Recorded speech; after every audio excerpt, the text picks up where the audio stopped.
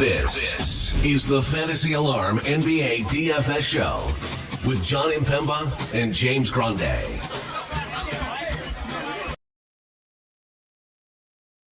What is going on, everybody? Happy freaking Wednesday and welcome into the Fantasy Alarm NBA DFS live stream. I am your host, James Grande, joined as always. Not joined as always.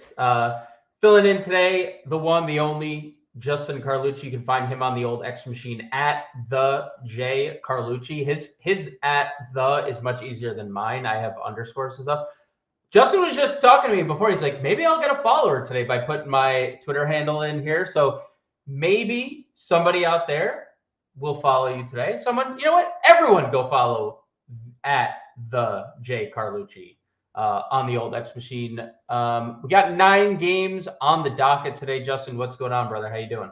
What's up? Doing all right. And yeah, I mean, if you like some occasional Philadelphia 76ers slander, then welcome to my timeline. I think we should refer to them as that team. I watched a bit of your preview show, and you kind of said that team to, in reference to a Sixers statistic. They don't even deserve a proper noun at this point. Let's just leave it with that team. Maybe they should have built the freaking stadium in New Jersey, because I'm embarrassed for this team to be representing the state of Pennsylvania, where I currently am. There's nothing against New Jersey. I love New Jersey. I love Brigantine. I go to Atlantic City. I put money in their pockets sometimes, but boy, what a disaster of a season. I'm glad they're not on the slate today, because that was something, Mr. Grande. It sure was something.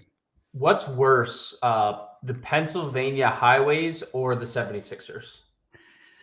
It's a push at this point, and I didn't think if I do not enjoy driving through. I do not enjoy driving through Pennsylvania when I'm traveling at all. Yeah. You know who does? Mechanics and the tire business, because people are blowing out their tires left and right on these roadways we have here. So anyway, I mean, like you said in the preview, a lot of back-to-backs. We're still waiting on a ton of news, and there might even be some must-have plays by the time this show is over. So might need some mechanics to fix the state of the slate by the time 7 p.m. Eastern rolls around. By the time 7 p.m. Eastern rolls around, we'll have 4 of the 9 games locking. You had pointed out that's usually 1 or 2, right? Like that was, we never get this many games front loaded, but 9 games on the slate starting at 7 p.m., ending at 9:30. So, maybe we'll have our winning lineups in before midnight. We can close our eyes before midnight tonight. Unlike last night where it was like 1 a.m. and I was like, oh, maybe I'll have a takedown, but I want to go to bed, but I have to stay up. Top price names on the DraftKings slate today: Shea Gilgeous-Alexander, Cade Cunningham, Karl Anthony Towns. Those are the only 3 players we have up over 10K. A bunch of guys under that that are also consider spend up, so we don't need to dive into that. So we'll get into our positional breakdown in a second. I see through you in the chat. Let's go. Good luck all. Good luck to you. I see through you. Even though you don't need luck, you're usually on the green train. The Prince is one of the 11 people that were in here. Now we're up to, we've like 8x that by now. The Prince, show us some gosh dang respect. I would hit the table, but I don't want my dogs to bark. So, but I do agree. Hit the like button there if you're in the chat. RKS, hit the like button. Appreciate you, RKS. Constant viewer in the morning. Always talking about the morning show. Roly Poly is in the building. I'm in a house, not in a building, but I'm happy you're in a building. And Anthony, yo, Grande, Optimizer says Jalen Green 60%. Amin Thompson 64. Not doing this again, Anthony. Not doing this again. Never said that it wasn't possible. I'm just going to say range of outcomes, Anthony. That's what we'll say. Range of outcomes. And then Justin, yes. Look, there he is in the 2 spots at once. It's like a show within a show here. Justin in the chat. All right. We go positional by position here. We'll start at the point guard spot. 9 games, a lot to talk about. Hit the like button, subscribe to the channel, all that good stuff. We go live every single day, Monday through Friday, 5 p.m. Eastern. We do the pre-show, all that jazz as well. Point guard, Shea Cade. Very good at basketball, above 10K. Doesn't necessarily mean they're great plays tonight. Do you have any interest in either of the guys above 10K, or are you living in the next few tiers? Because personally, I would pick the latter before the former. I like the cheaper guys on today's slate. What say you, Justin? I agree. And there's just a wealth of riches at point guard. It's hard to say that when Cade Cunningham is coming off two borderline bombs, 76 against Atlanta, obviously. Fantastic game environment. Atlanta plays fast and they play no defense. The Clippers, he dropped 58 in 36 minutes, 40% usage rate in that game against the Clips, which will be another big talking point of our show because we have the Chicago Bulls, sans Nikola Vucevic and maybe friends against the Clippers, which typically is an atrocious game environment. They're very good defensively and even better defensively when Kawhi Leonard's on the floor. Statistically, they're when Kawhi's on this season on the floor, they're holding opponents to a defensive rating that's about 4 points lower than when he's off, and that's a decent gap in the advanced metrics world. So I would hate to say that I'm not interested. I don't think either one of them will make my like single entry 3 max lineups that I'm building. I'm only making 2. Will he land in some of my low dollar multi-enter stuff that I'm going to throw in? Yeah, I'm going to make sure I have a little bit. So I think contest selection is huge. And, you have the blowout risk with OKC. Again, you've said it. I've said it. We've all said it recently. It's almost impossible to predict blowouts. Teams down 25, making things competitive in the fourth when, you didn't see that coming a half 3 an hour minutes ago. with 3 minutes left, not just Right. in the fourth, 3 minutes left in that game. So context matters, but you can't. I can't talk you in or out of these guys. They're not making my small field stuff. So the next tier is just loaded, right? Yes. And you're gonna get to that. So I'll let you get to that. Yeah, I agree on everything you just said. If I was picking, Cade would be the preferred option of the two for me tonight. He has not really cared about Drew Holiday or Derek White. He has had, and he hasn't cared about many matchups this year. He's obviously in all second, third team player this year. I love James Harden tonight. That would be a direction I'd go when we start breaking down the next tier. Trae Young's getting a lot of ownership tonight. I think that's pretty interesting considering this game environment is not great, at least on the Atlanta side of things. Miami plays really slow. They still, despite being a play-in team, are 11th in defensive rating. So Trae being pretty popular is something that I'd be good with just letting the field chase. Obviously, Miami's defense probably would take a significant hit if Bam Adebayo doesn't play. We don't have that information yet. So as of right now, with considering Bam in, that's just a tough spot for Atlanta. I think some of their ancillary pieces make more sense than Trae, when you're talking about his price versus theirs. You could talk me into getting to some Tyrese Maxey tonight, if we're being honest. I think Philly in general is pretty interesting. They're not someone I heavily wrote up in the playbook, but when you think about Philadelphia in general, there's no Embiid. They're obviously missing a lot of pieces. They're 2 starting centers essentially with Gershon Yabusele but Maxey not being listed on the injury report, I think says something because he has been listed since, pre-All-Star break with the finger, wasn't listed at all today. And despite them constantly losing, they're still in this weird limbo where they're only 2.5 games out of the play-in behind Chicago. If they win and Chicago loses, they're only 1.5 out of the play-in. And, we even just saw the Paul George clip today where he's like, I'm shutting down my podcast because I'm going for a championship. It's like they're realistic reality versus expectations. He's not actually going for a championship. But to me, that says, well, Philly is going to give this another week or two. And then if they fold it up, it's like, all right, now we're going for the top protected. We're going to make sure we get our protected pick. So I could see myself getting here. Knicks are a bottom 10 defense. Which is in the crazy, NBA. by the way. Tibbs head coach. Yeah, they're a top 10 offense and a bottom 10 defense. You would typically see that in reverse. And they have what a lot of people consider 3 elite perimeter defenders in OG, Hart, and Mikal Bridges. So it is very interesting how that has worked out. But I think for me in this like 9K tier, it's Harden and Maxey pretty highly above Trey, and that does have to do with ownership and the matchup for Trey, truthfully. Yeah, and just from a human side of things, taking analytics aside, Maxey is someone when healthy, he's going out there for as long as he can, regardless of the scoreboard. Yes. So you never really have to worry about this guy dogging it, which is really nice. It's a tough click though tonight. There's so many options. Yes.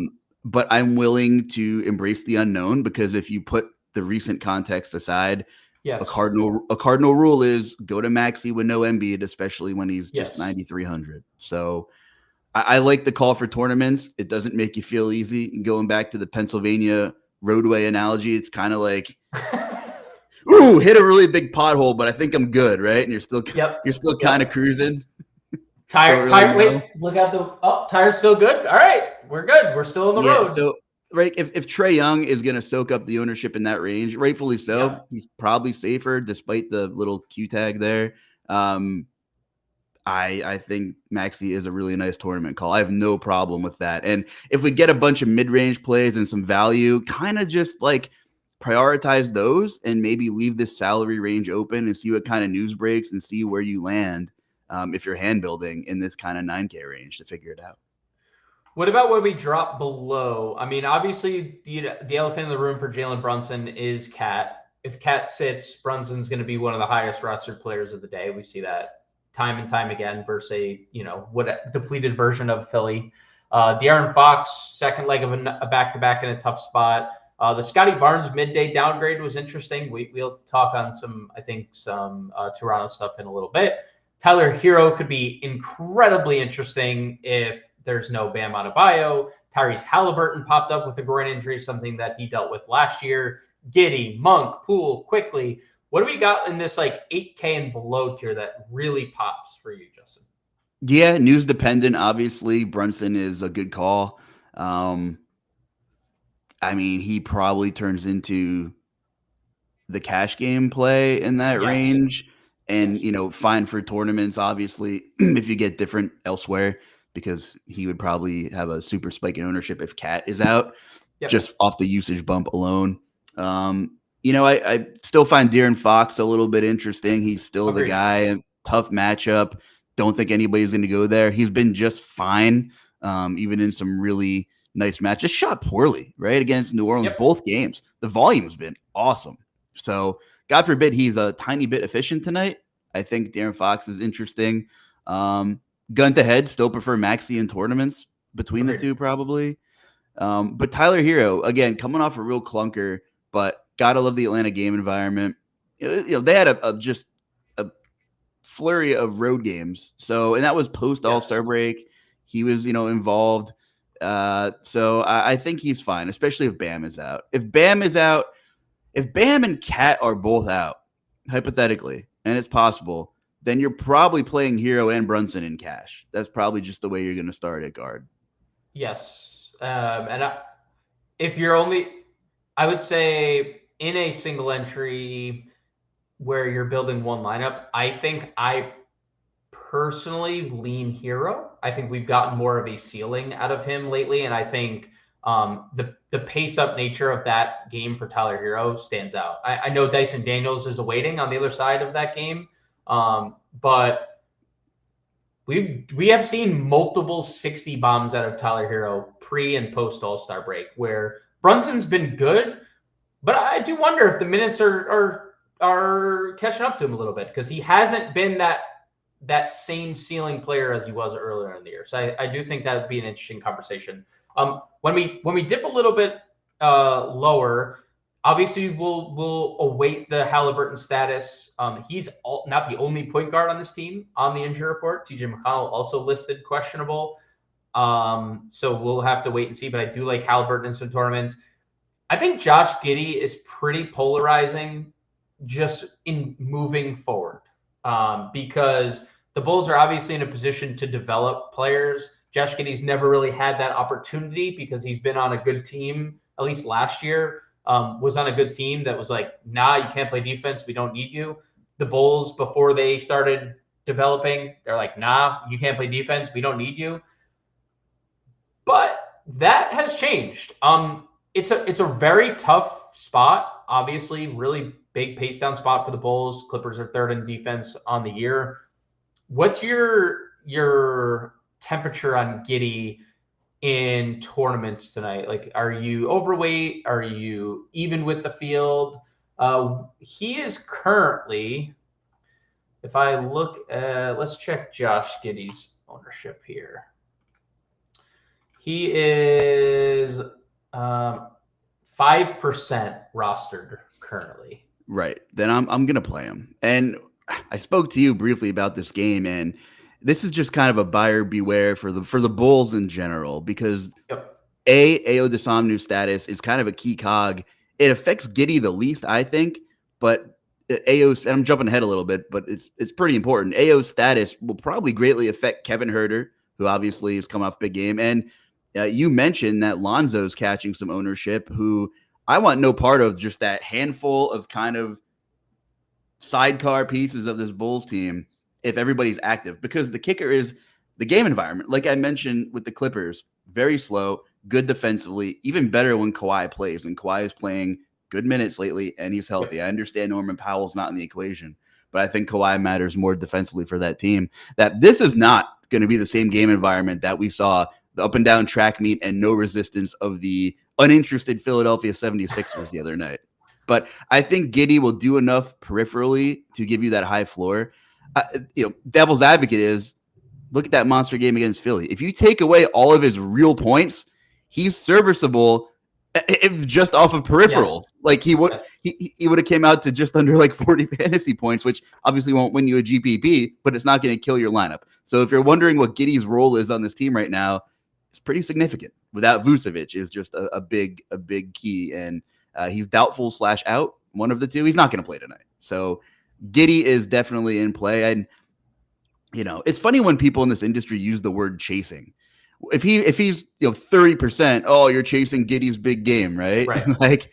If he's really going to come in sub 10%, I think it's a hell of a tournament play. I would just watch my overall exposure to the Bulls if Ayo is in. Yeah, I mean, I think you need on bigger slates, 9-game slates, you can't have floor. You need ceiling. So in every spot. And we just got word at the point guard position, Tyrese Halliburton expected to play. TJ McConnell ruled out. So same scenario for the Indiana Pacers as we saw last game. No McConnell and Halliburton expected to play. Karl-Anthony Towns, per usual, is Tom Thibodeau game time decision. And I agree on the Josh Giddey front. It's not chasing. If he constantly goes for 60, I mean, who cares if people consider it chasing? I'm chasing big dollar wins. And if that's Josh Giddey's the answer to a ceiling, then I'm going to play him. I found point guard value to be pretty bad today. The lowest I have personally wanted to go, and we'll talk about like a bunch of things. Quickly may open up, depending on the Scotty Barnes news. Derek White could be really interesting if Jaylen Brown and if Kristaps Porzingis sit. I think we'll talk Simons as shooting guard because I think he's worth a discussion. The first person like value related I got to today was Chris Paul, 5,900. I like the Chris Paul role. Stephon Castle's role is going one way while Chris Paul's goes the opposite. And I think people expected it to be in reverse. No, not so fast, my friend, said Lee Corso. Chris Paul's been pretty good, 5,900. Obviously, if someone sits for Boston, Pritchard becomes a lock and load. We even saw Pritchard start the second half yesterday with Boston going, uber small with Tatum at the 5. Once Neemias Queta got in big foul trouble. What say you about the value? You talk Lonzo. That's one that I'm, if you want to play him in cash, whatever. If you're playing tournaments and you're playing Lonzo Ball, you're doing tournaments wrong. I'm just going to say it flatly. Like, there is not a ceiling on Lonzo that we have gotten this year that you can tell me that you're not hoping for 3 years ago Alonso at this point, right? That would be my take on Lonzo. What say you about value in Lonzo and all that good stuff? No, I think that's really well said. And if AO plays, I just want no part of that. You tie in this game environment, brutal. It's not like they're playing the Wizards. Yes. It's not a pace up spot. It's pretty bad. Just quickly backtracking, there's two guys on this slate I wanted to mention. Okay. One is quickly, who you said, the Scotty Barnes thing, kind of, I'm not sure what's going on. The hip contusion, we'll see. Quickly's price is a tough click. Still don't know if his ownership will be egregious if Barnes is ruled out. 100-minute sample size, not great, not bad. 7% usage bump for quickly with Barnes off the floor this season. Like, hasn't shown us massive ceiling frequently, but the biggest indicator in seeing a spike game when you remove people off the floor is usage. 7% is a lot. So I will consider quickly if we get the Scotty Barnes news for sure. You're right. The rest of the value range moving down the list is not great. Simon's had that game. He might catch a lot of ownership. The Wizards are a fantastic matchup. Don't hate if you play him. He's, if that's a big ownership number, probably a cash game play for me, and I'll probably go somewhere else for tournaments. That 9K range could just be so damn good. And it already is, really, for tournaments. So the Halliburton news is interesting. He's been really good lately, a guy who I just feel like I'm on the wrong side of every damn time I play him. Yes. But that is, mega team total there, 122 implied team total for the Pacers. You got to have interest there as well. What do you need to have conviction behind Mr. Peyton Pritchard again? Like, what Celtics pieces need to be out for you to play? So I think this is good. Cakes just asked, what are the chances Jaylen Brown misses? Kristaps messed me up. Sorry, Justin, for bringing up some of your scars. I personally am leaning, and I don't typically do this, but I don't know if you saw how they closed last night. And I know the game was like kind of comfortable. They did not close with Jaylen Brown. I am actually assuming Brown does not play tonight. I would say I'm good with one of.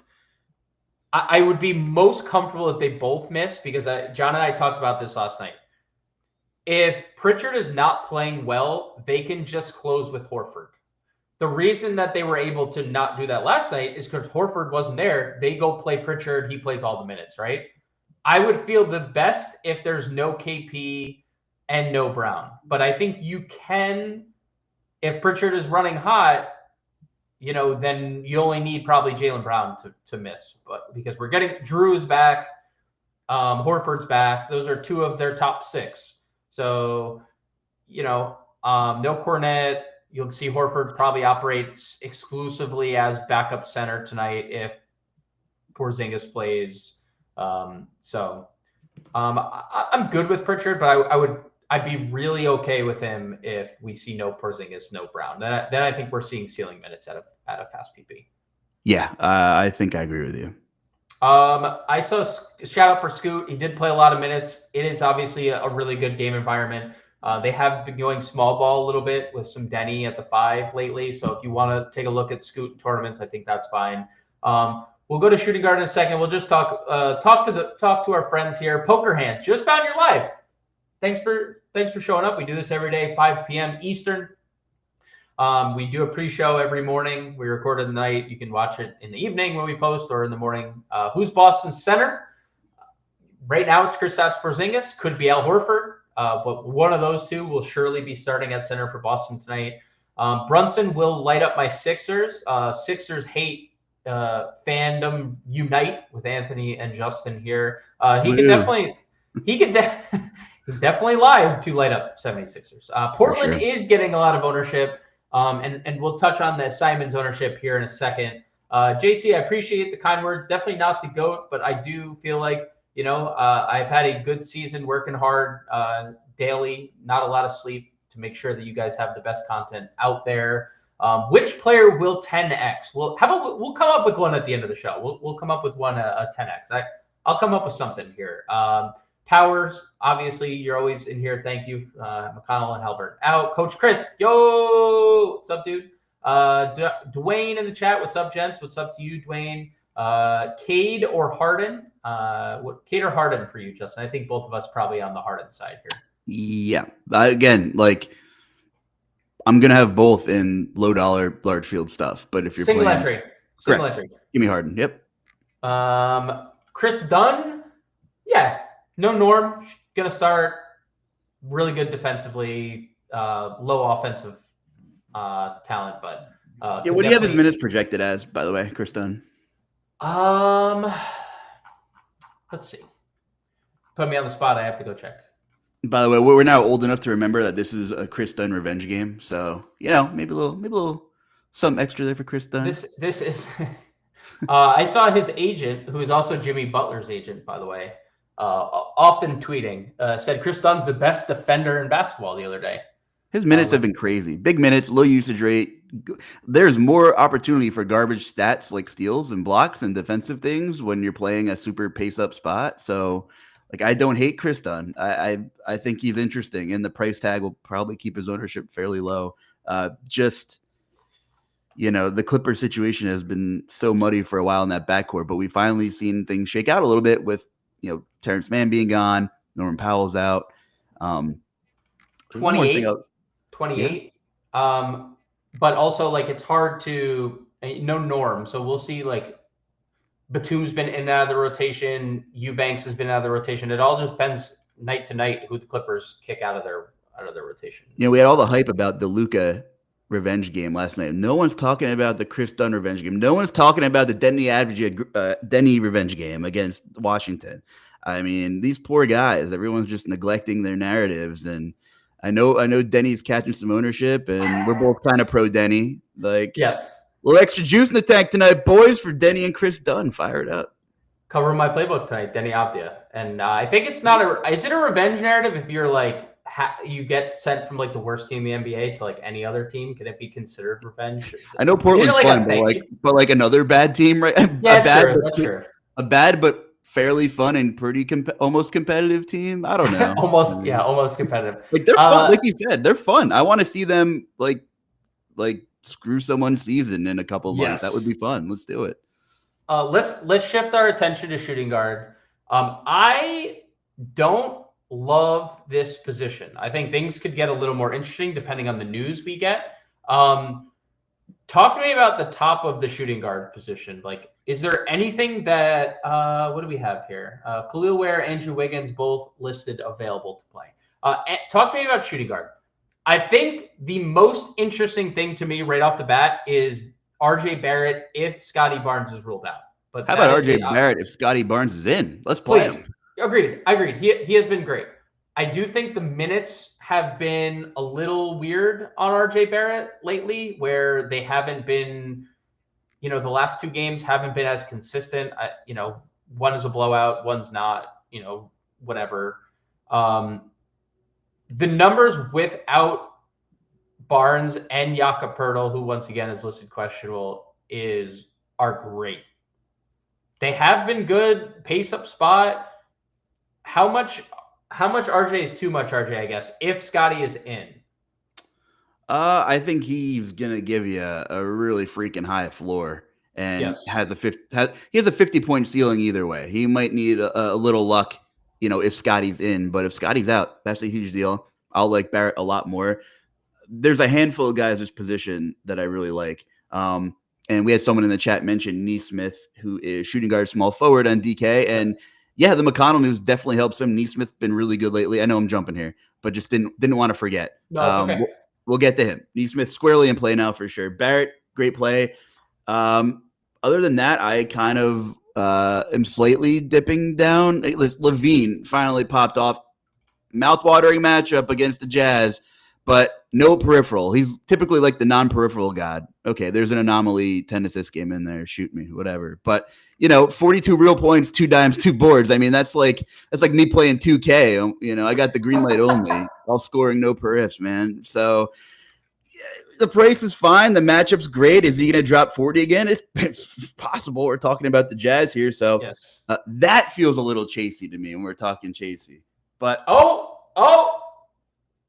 little. Scotty Barnes ruled out. RJ Barrett, we just spoke that right into existence. This is why you tune into the show. We make things happen. This is why you tune in. Jakob Pertl ruled in. Kind of ruins the fun. All right. But he will play limited minutes. I think I have him projected at like 24. I think I projected him at previously. But yeah, no Scotty Barnes. RJ Barrett season. I venture to say he's going to be one of the higher rostered mid-tier plays of the day. And it feels like good chalk because I feel like a really bad game in this scenario still won't kill you. And I think the 50-point ceiling is extremely live tonight. Who do you guys want next? Drop it in the chat. You want someone ruled out? Just, mention their name. Agreed. We'll speak it into existence. And Agreed. I would, let's see. No, we want IO in. So just everyone type IO in. Please IO play, right? In the chat all at once. I will say on this was an 11-point spread to start. John and I actually noted this, and I sent it to John this morning. It was a 239.5 at open. It was bet down to 233 throughout the day, and I kind of found that to be. And then the Scotty Barnes news followed. So it was like there was obviously something tipped in Vegas, right? We are talking about Toronto. There's been some sketchy things that happened betting wise with Toronto to begin with. Shout out Michael Porter's brother. But it is worth mentioning Barrett's going to get the Neesmith matchup. Quickly's going to get the Nembhard matchup. Those are two very good on-ball defenders. So just throwing it out there. I'm not really shying away from RJ Barrett. Just throwing those specific matchups out. Because Indiana does have two very good perimeter defenders. When we moved down in shooting guard, I saw we had a comment from Anthony about Dyson Daniels. Dude, I have found myself playing a lot of Dyson Daniels because he is just unlike anyone else in the NBA at this current time, where he gets you to where you need in a lot of different positions. Dude, 7 steals with a double-double at 10 points last game. He gets you 40 fantasy points. The game prior, he's like, actually, I can score, make all my threes, gives you a 50 bomb. I mean, he can beat you in a ton of different ways, plays monster minutes. And he is not someone that it matters about matchup or pace or anything because of his stat sheet stuffing ability. What say you about Dyson Daniels here? Historically, these are just not my type of guys to play.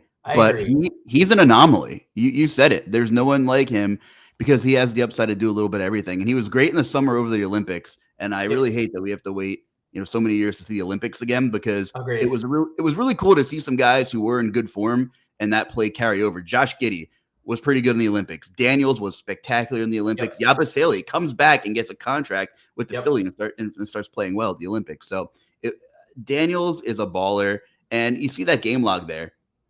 Defensive rating wise, Miami is 11th, Detroit 12th, Orlando 2nd, and of course New York 20th. Pace, Miami's 28th, Detroit 14th, Orlando 29th, New York 24th. So he's putting up these gaudy numbers against teams that are slow and are generally good defensive. So he is basically matchup proof. The range of outcomes is extremely wide, but I think a floor game for him is still better than a lot of other people in the 6K range and what their respective floors are because of his ability to just make things happen. Yeah, the floor over the last 10 games has been 33, which you're not winning with tonight. You're not winning a tournament with the floor. But just the fact that he is giving you that as a floor over his last handful of games, and that's basically been since Jalen Johnson went down. So I like the Great Barrier Thief tonight quite a bit, 6,700. I want to talk Simons. I wrote him up in the playbook. He's getting a lot of ownership. I don't think he's the best trailblazer tonight. He is going to see Bilal Coulibaly, a lot of Bilal Coulibaly. And then when he's done seeing Bilal Coulibaly, he's going to see Marcus Smart. he's going to see a lot of both of those individuals. I think there's a world where Anthony Simons plays himself like out of this game, not like necessarily off the floor, but we've seen it before where he just seems disinterested when he's being guarded by like elite defenders. And that's why I do have some preference towards some of their other players on Portland. I'm good with getting Simons, but you want to talk about range of outcomes. Anthony Simons is like range of outcome king this year. So, just I would say tread lightly with exposure because, again, he just went for 44. We also haven't gotten I don't know how many times this year once he's gone for 50. I'm not saying he can't, but he's only gone for 50 once this entire year. So do you need, I'm playing devil's advocate. Do you need 50 on this slate at 6,700? Do you think? No. But I do think in this spot is not the same spot as Utah when you're just talking about he is blatantly going to be guarded by one of the better young perimeter defenders in basketball. You make a lot of good points. And this season I've generally played him less than I typically have because there's a lot of cooks in the kitchen in that backcourt. Yes, there is. You zoom out and you try to care a little bit less about individual defensive matchups.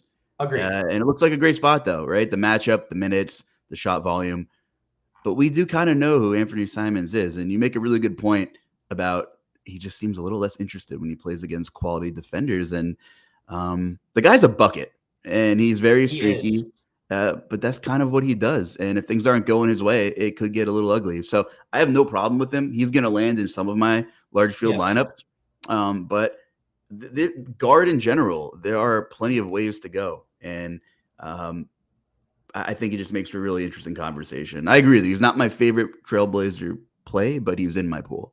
Yeah, he's in my pool. For sure. What about the rest of shooting guard? Anything specific? Neesmith, as we talked about. We just had a Grady Dick comment. I actually think Grady Dick's a pretty good play here tonight. Gets a big usage bump. No Scotty Barnes. 32 minutes last night. Has been consistently in the 30s in competitive games. This was a guy earlier in the year without Scotty Barnes that was a very viable asset. Now, there was also no Emmanuel Quickly in a lot of those games. But what do you think about Grady Dick 4K in a really good paced game against Indiana? Yeah, I think his floor is a little sketchy, but I think that news helps him out a lot. So another guy who can really get going, and he's shown us some games where he's filled it up. The game environment kind of makes me consider him more. It's not like he's playing, Miami or the Clippers. So I think Dick is a good tournament player for sure. What else? What else we got at shooting guard, if anything at all? Yeah. Let's see. You just would hope the 76ers, like you said, don't lay as much of an egg as they did.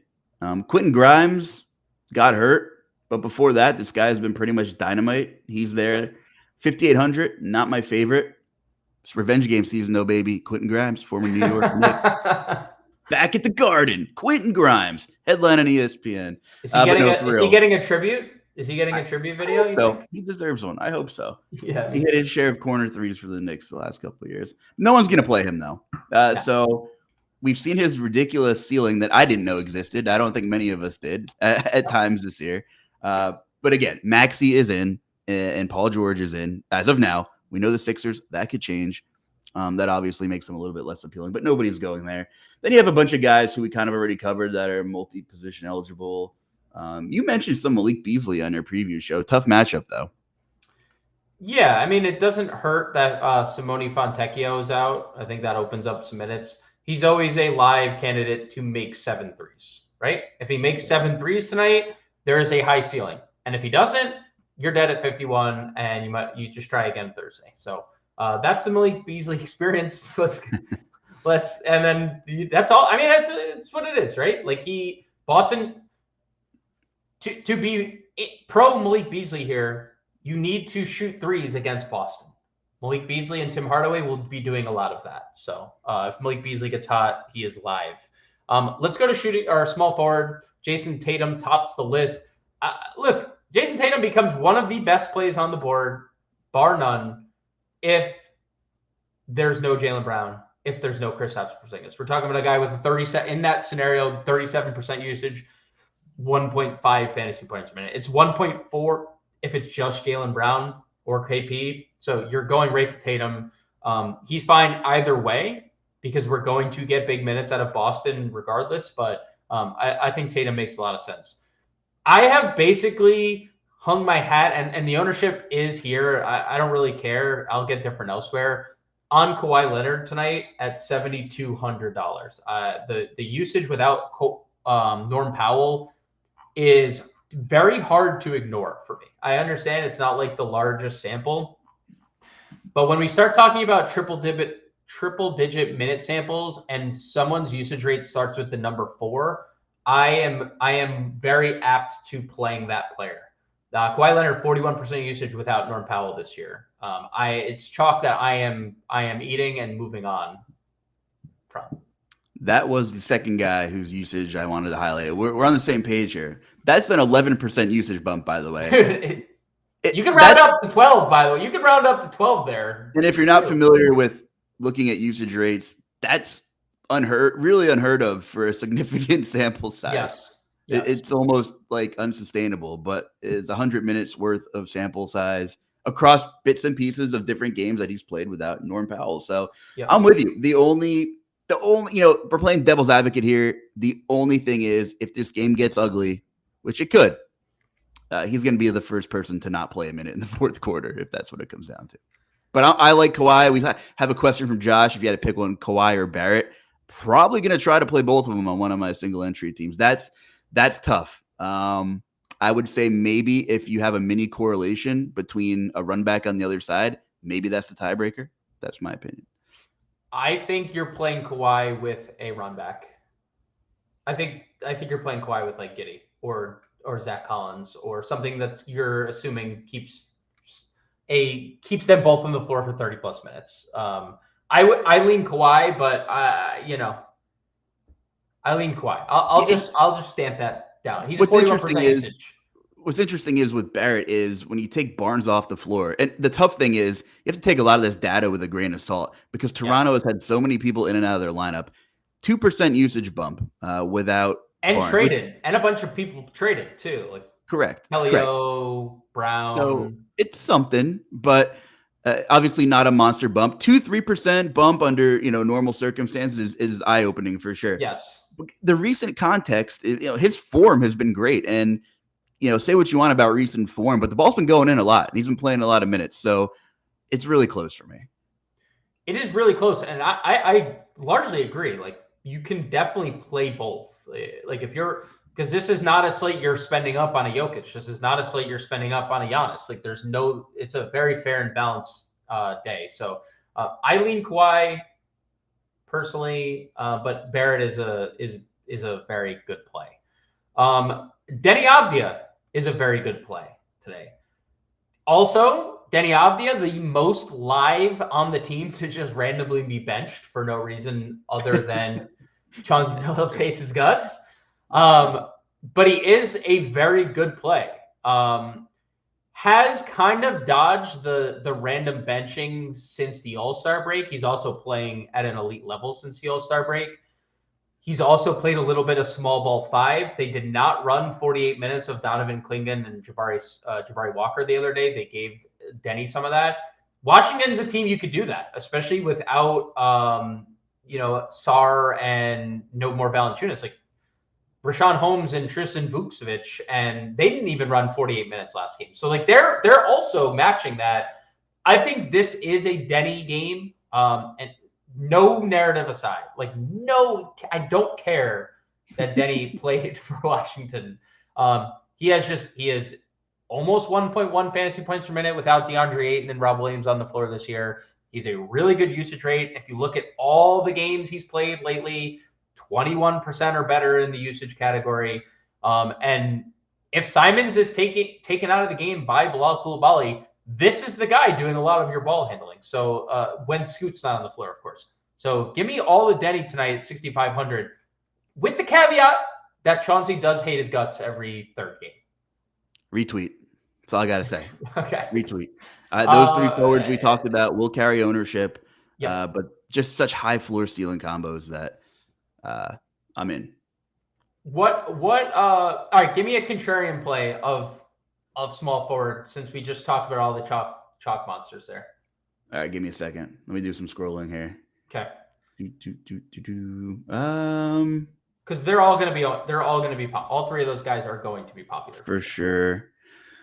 This one's brutal, but how many minutes is Zaire Williams going to play? I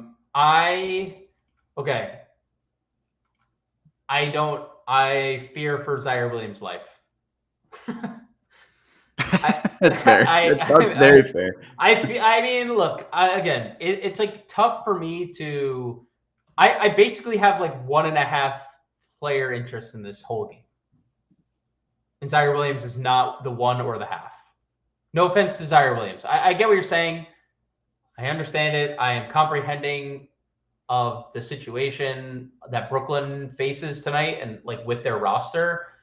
That's not for me. If that's for you, do you, bro?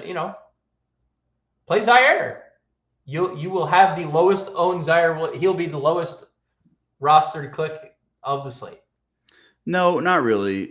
Is he getting ownership? Is he getting ownership? I don't think so. No, not really. No. I will probably not land there. He's treated me well in the past, but he has been good. He has a brutal situation.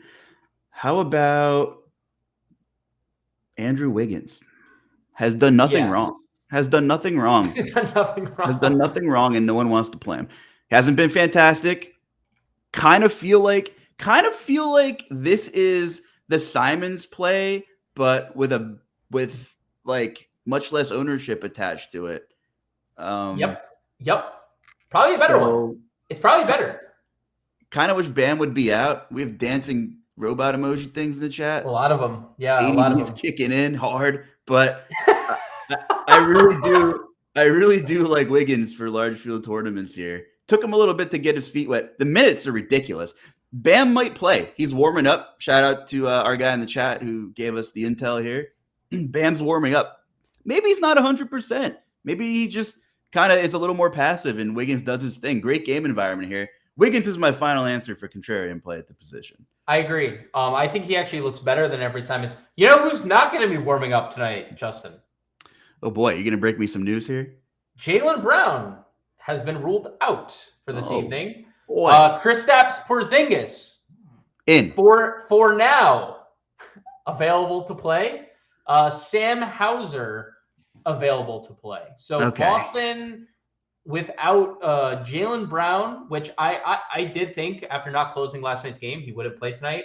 And so Brown, Cornette out, everything else in for Boston. So we're just missing 2 pieces for Boston on tonight's main slate. They obviously play a really good surging Detroit Pistons team, who is very good defensively, by the way. But obviously, when you look at the Jason Tatum numbers, sans Jaylen Brown, they do pop. And now Jason Tatum's sub 10K. So that, ceiling floor combination has definitely just risen a little bit. I think we're going to see a lot of ownership steamed on the small forward, power forward Jason Tatum as well. I want to get your take on a low-owned, very popular play here. Kyle Anderson. $3,400 was in the closing lineup for Miami, closed over Khalil Ware the other day. What is your read? No Nikola Jovic.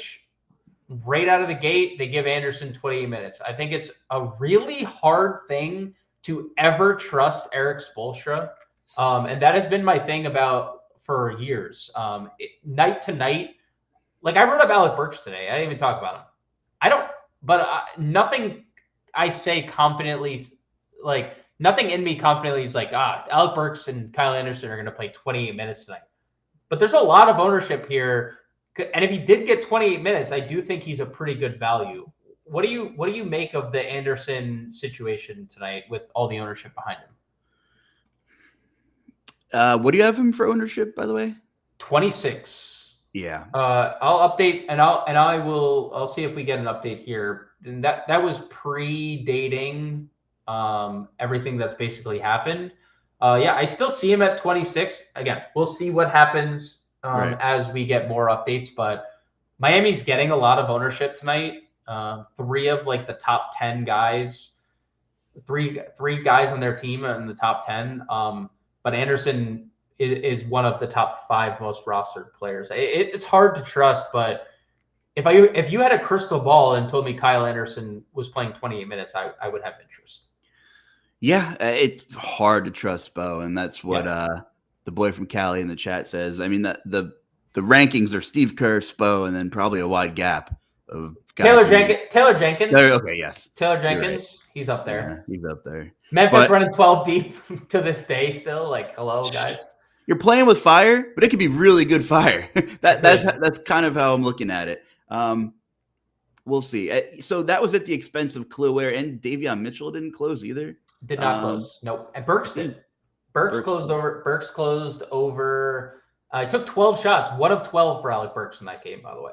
Yeah, I will say this is the same matchup too, right? This is same Atlanta, game, running right back. Yep. I mean, right back. Like Anderson is pretty versatile too, so it definitely helps. He's a slower Nikola Jovic.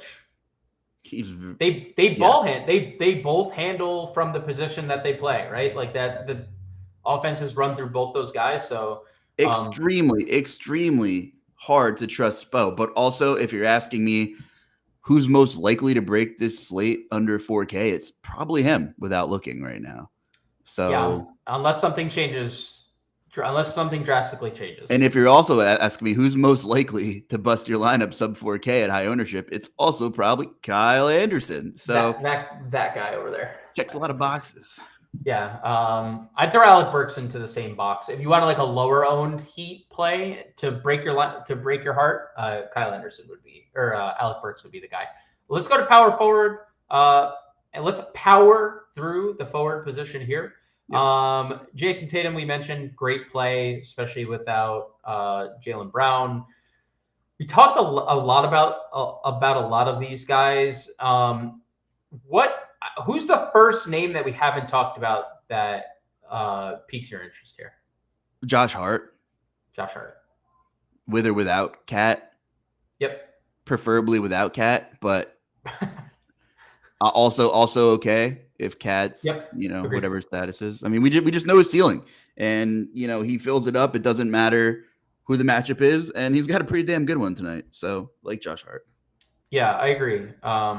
I every time I get Josh Hart low ownership, it makes me so warm and fuzzy inside because I'm like, I have probably outside of on a non-Jokic slate, probably the livest triple double threat at low ownership on the slate, on a slate to slate basis. So that being said, real quick, you know who else has a revenge game tonight? It's a big night for revenge games. Big night. Yeah, the NBA is missing on a lot of good headlines. Yeah, there he is. Yep. Doesn't it just feel like he never, ever, ever, ever, ever hits his ceiling though? This is right? Pascal Siakam is the worst large slate play ever. At almost mid sevens, there's just not and now he's gonna go for 60 tonight, but he just never gives us a ceiling. The minutes are down. No. I get him off my screen. Okay, fair enough. No, Mr. Polo Cash in the chat. Kawhi or Levine DK Cash? Just solely based off projected ownership, it is Kawhi. Okay. I always tend to play the chalkier guy in cash games. That's how I roll. It's been treating me pretty well. It's Kawhi for me. Agreed. Fully agree. The rest of power forward. I can't get these things out of my peripheral vision here. Is there anything that is of appeal to you? I love Georges Niang in tournaments tonight. That would be a spot I'd be willing to go to. He has been really good. Anytime he makes shots, he's played for Atlanta big minutes. We'll see if Niang gets extended here. Trendon Watford's doing a lot of backup ball handling. I think he's probably your backup center tonight as well, just given what the Brooklyn center room looks like and just front court in general. What say you about the value situation here at power forward? Man, Jeremy Grant. Yes. All the new faces Agreed. in town, though, like the negative side of things, he took the biggest hit in terms of usage this season. And the minutes have been pretty For good sure. again, but it's just pretty disappointing. However, the matchup's really good. And if you're going to play 30 to question mark minutes against the Wizards, he could randomly pop. So I think Jeremy Grant's fine. Dig a lot lower here, going bare minimum here. Is your boy Tosan going to get some burn tonight for Brooklyn? Speaking about this just depleted train wreck of a roster we're dealing with. He hasn't played since the All-Star break. It's a large field. Like I have 2% of 150 lineups. Right. Yeah, that's totally fair. That's totally fair. I would not go two. I'm doing 2% just because his, just Tucson. But that's as high as I'd go. Some other news: Justin Edwards and Quentin Grimes available for your beloved Philadelphia 76ers. And I don't have anything else, so let's go to center here. I think, right? You want to go to center? Center? Yeah, definitely. Yep. Okay. How do you want to approach center? Do you want to start cheap or do you want to start at the top? Because cheap is where everyone's starting. Let's start cheap. Okay? All right. There's a lot of value at center today. Andre Drummond's 4K. Day'Ron Sharpe is 4,200. Zach Collins is 4,400. Bismack Biyombo's 4,700. Rashawn Holmes is 4,900. There's 5 guys sub 5K. Donovan Clingan, 5,300. Starting in probably the best matchup on the board for centers. Onyeka Okongwu, really good spot, 5,800. Did you say Drummond or did I black out Drummond. for a second? Said Drummond. He was the first one. You blacked out. All right. Yeah, blacked out. Got it. There's about 7 centers, 5 under 5K, throw Clingan in there, that you can legitimately make a case for. Day'Ron Sharpe is your most popular of the day, $4,200. Super elite fantasy point per minute player. Super elite. Base, not even taking anyone off the floor, base number 1.2 fantasy point per minute player this year. And that's just not even factoring in, who's out. Just elite guy. Andre Drummond, despite having a terrible year, because it's been a terrible year for Andre Drummond, 1.08 fantasy points per minute this year. Still kicking over a fantasy point per minute despite how bad it's been 4K. He's pretty bad, He's been pretty bad. He's been pretty bad. Bismack, someone that I talked to you about yesterday. The minutes were atrocious first half. 15 second half minutes on back-to-back double-doubles now for Bismack. They realized, we have to play him because our backup center room is trash and we're losing all of the non-Bismack minutes. Charles Bassey once again ruled out tonight. So Bismack 47. That's big. And then Rashawn Holmes, no Alex Sarr, right? 30 minutes last game. And Zach Collins. I don't know why I skipped over Zach Collins. 28 minutes last game, 30 fantasy points. Talk to me about how you're breaking down this range, because it's going to probably make or break a lot of what we're doing tonight. I mean, this range has just a massive range of outcomes. You're talking about a probable tournament winner and probably someone, 1 or 2 plays that will totally derail your entire night. And correct. I think a lot of these guys fit the bill for large field tournament plays that are usually, low dollar stuff. Because if you slightly go up the range to like the 6K range, you're playing single entry 3 max stuff.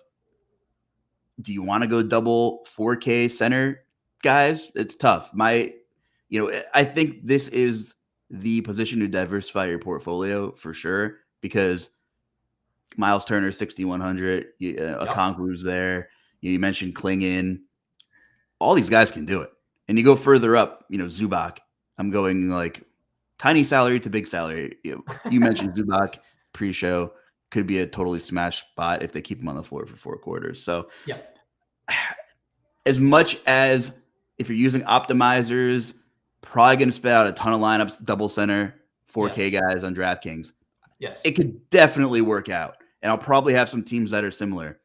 But maybe, if you're playing some low dollar stuff and maybe like 20 in the $4 or $3.20 max, and then playing a little bit more of an expensive single entry, maybe don't double 4K center that one and play someone with a higher floor that also has a 50-point ceiling, like a Miles Turner.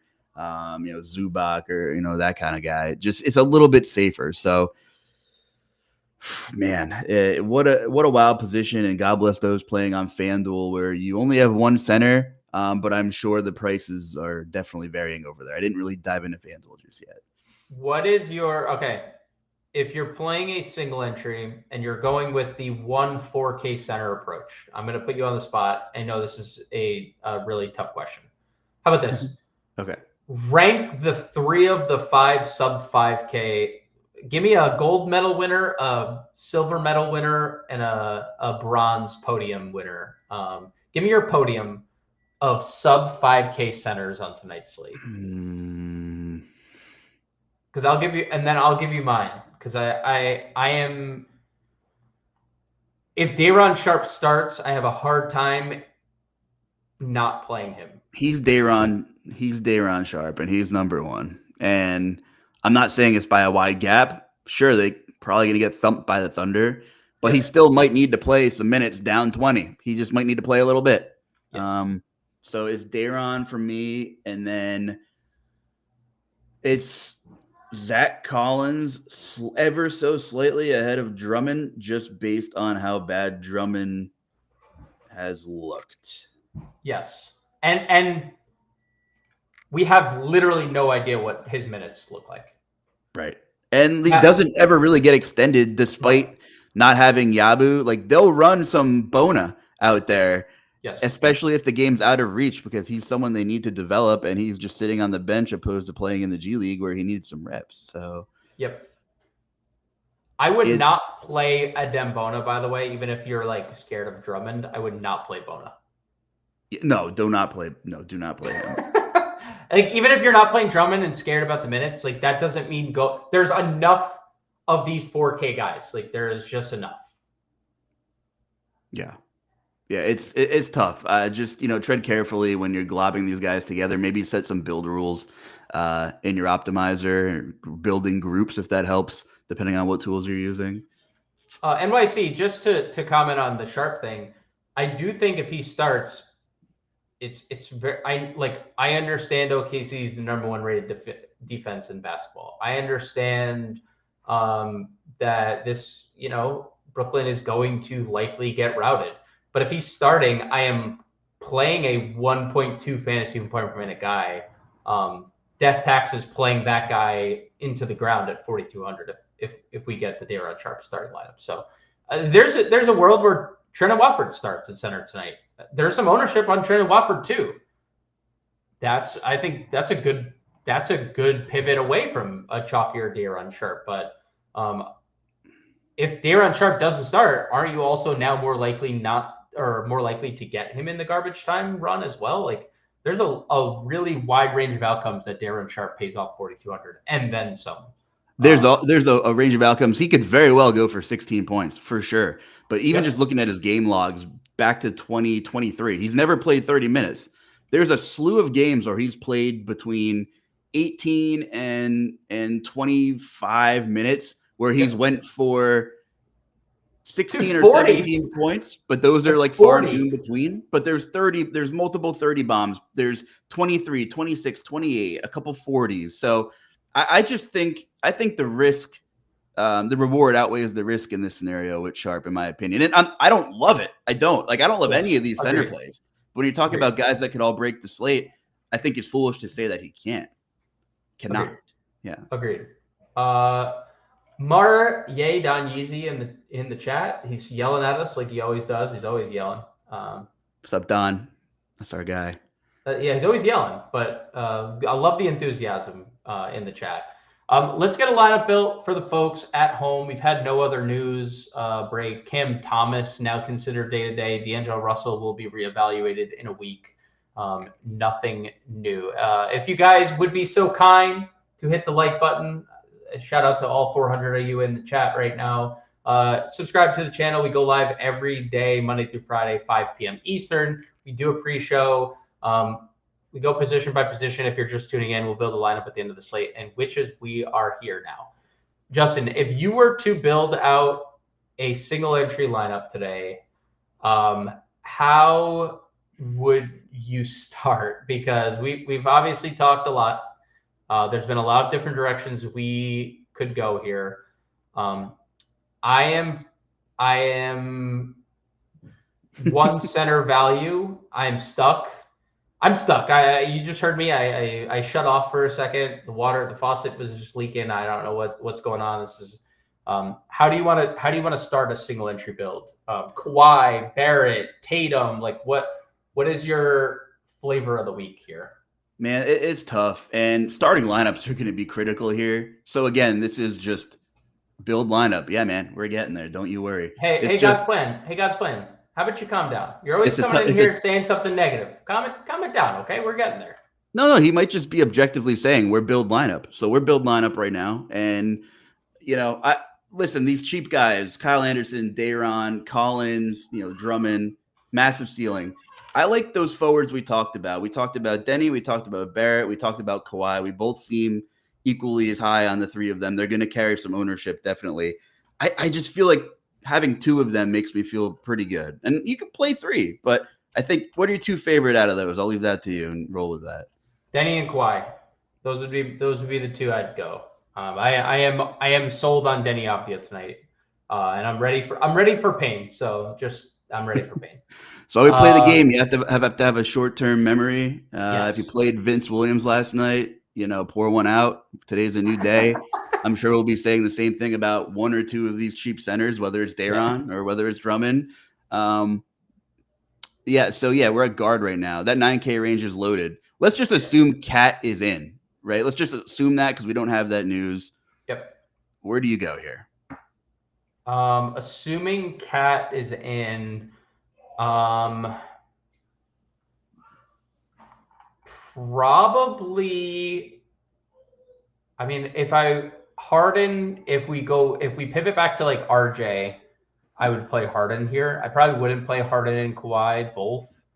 Not that I would make that rule. You can, but in single entry, God forbid that game stays relatively competitive. Yeah. I mean, I would bet, but if I played Harden and Kawhi, like we're playing Collins as a run back, or we're forcing Giddey into our lives because there's just no way a Chicago Bull isn't optimal at that point if that game stays like close and you get the ceiling from Kawhi and Harden. Is that the direction you were going? Harden there?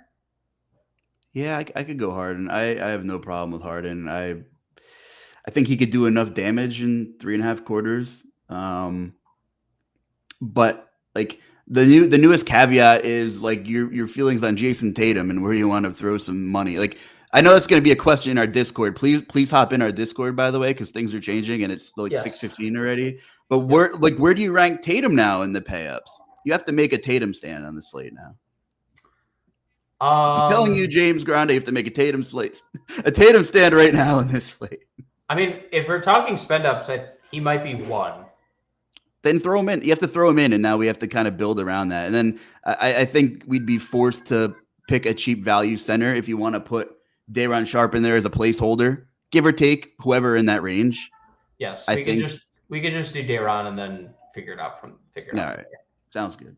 Do we still want to stay Kawhi as well? Kawhi at the forward spot, or do we want to move off Kawhi? Man, he seems so safe, and that 11% usage bump is engraved in both of our brains. Aaron Nesmith for other value at shooting guard. Yeah, I don't hate Aaron Nesmith. I think he's fine. Yep. Because I know we want to be in this upper room at point guard in Tyler Hero business, or we could not and do. Honestly, we could also do this. We could get all three of our guys and get RJ into the shooting guards into the guard spot, and now we have Kawhi, Denny, RJ. With Tatum. What do you do if we're really dancing with range of outcomes here? But if Kyle Anderson starts, if it starts and in some other world everything works out, you plug him in. Like, what kind of money do we have here? Kyle Anderson is what, 34? 34. We have $7,700 for a point guard. Good Lord. It's Josh Giddey. It's Josh Giddey. It's freaking Josh Giddey. Actually fits really good. There it is. There it is. I like that. I really like that. Screenshot lineup. that so we can come back to it. When we see like snowflakes next to Anderson and Sharp and they combine for 23 or they combine for 50. And right now, I can't tell you which one's more 23 likely. 23 minutes total between the two. Yeah, between the two. It's Kyle Anderson DMPs and then God. Yeah. I mean, that's range of outcomes, part of the game, part of the game that we love and we play, right? Josh Giddey, Aaron Nesmith, Denny Avdia, Jason Tatum, Dayron Sharp, RJ Barrett, Kawhi Leonard, Kyle Anderson. $0 remaining. Salute to all of you in the chat. Last question, we'll get out of here. The Dasbo, Quickly and Barrett, another guy just yelling, screaming at us. All right, we have another question because the Prince is waiting on the 10x play. Quickly and Barrett together. Are they okay with that? Are you okay with that, Justin? Quickly and Barrett together. Typically not my favorite, but neither of them are even close to 8K. I would definitely run it back with someone from Indy though, because you need that thing to stay competitive. So yeah, for like maybe not super small field stuff, but I'm cool with it. 10x play. So closest to 10x that we can get. Who's your 10x play? Oh God, Kyle Anderson. If you play these minutes, mathematically, he's the cheapest, right? That's what I'm saying. I'm just going to the cheapest option. Yeah. Kyle Anderson again, most likely to 10x, most likely to DNP. In the same bucket, you get the biggest adrenaline rush by rostering Kyle Anderson tonight, folks. Yes. For better and for worse. For better and for worse. We'll end it for there. Justin, big shout to you for coming on the program. Again, we'll be back tomorrow at 5 p.m. Eastern Standard Time. We'll be back tonight with the preview show. Good luck tonight, everybody. We're out.